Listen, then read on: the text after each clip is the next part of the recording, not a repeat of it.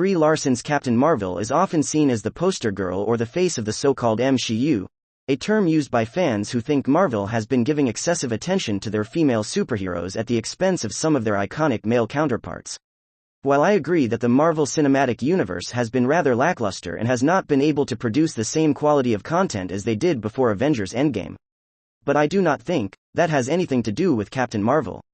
Before I get into more details, I would just like to share with you a small piece of information. It has been observed that only 4% of my viewers on my last few videos have actually subscribed to my channel.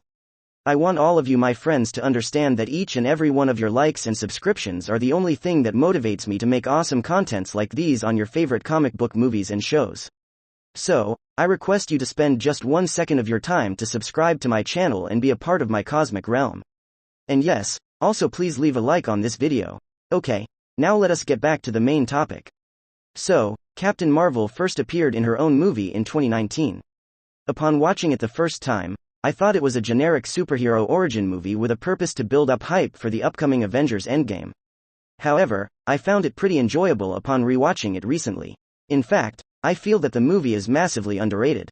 It had great amount of emotional depth and also gives us a look into Nick Fury's backstory.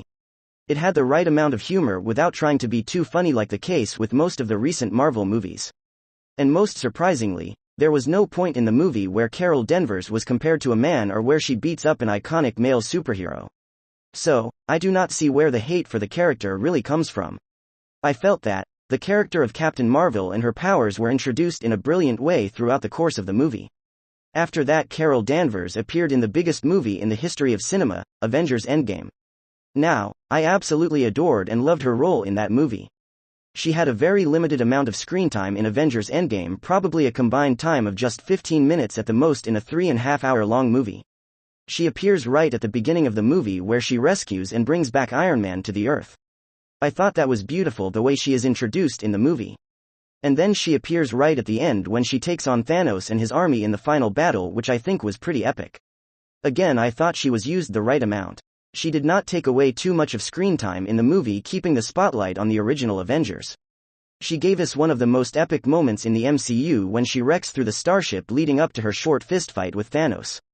Again, I do not see where the hate for the character came from. If we do not count her cameos in a couple of post-credit scenes of Shang-Chi and Ms. Marvel, those two movies are her only 2 appearances within the MCU. I feel that is just not enough screen time to make any judgment about a character. I think, in that little screen time, Captain Marvel has not done anything which qualifies her as the face of the MCU.